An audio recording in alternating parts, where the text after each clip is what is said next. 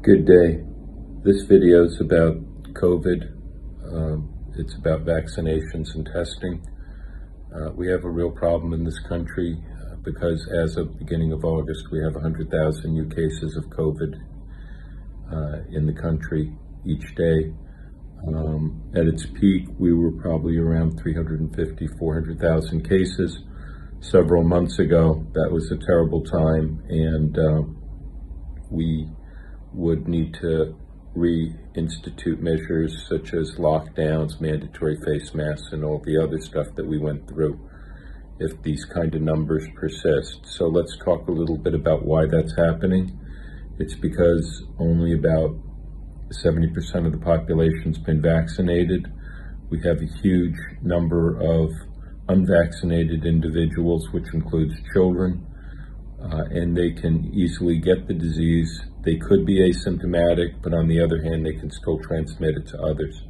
We know now that there are people who have had COVID before that are getting it a second time, even if it's a mild case, and we know that there are individuals that have been vaccinated and are getting COVID and testing positive. So these individuals now constitute about 60 to 70% of the vaccinated population being at risk, and that is just a number that will keep growing. The problem didn't start after the vaccinations were rolled out. These variant strains were developing early in the pandemic. When you look at large countries like Brazil, South Africa, and India, you can see that these countries are ripe for Darwinian transmission of the most virulent strains, the ones that are most transmissible, the ones that cause the most severe illness.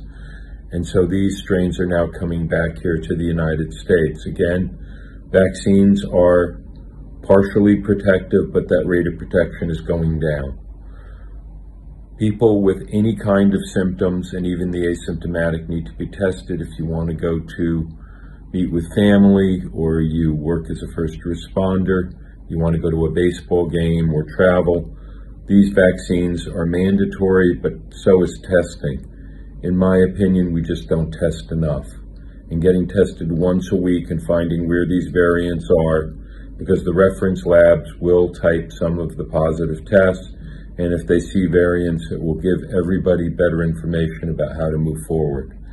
So I implore you, please, first of all, get vaccinated. Second of all, get tested frequently. If it's symptoms of hay fever, allergy, sore throat, watery eyes, hoarseness, all of these could be COVID. So our threshold to do a test should be very low. The financial barrier really is not there. The CARES Act has made it possible for people to get tested frequently whenever there's symptoms or there's an indication, such as they've been around other people that may have been infected. So let's do the right thing here. Let's get tested, particularly in the first responder population. I think that's an important thing that we can do.